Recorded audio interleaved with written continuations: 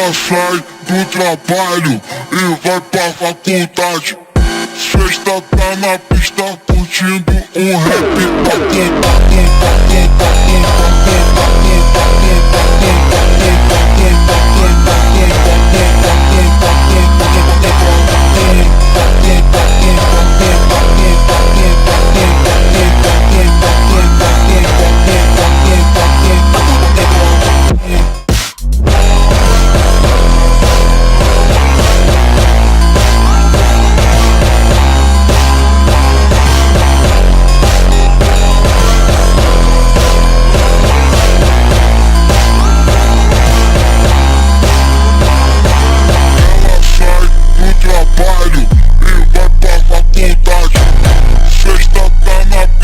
Curtindo um rap.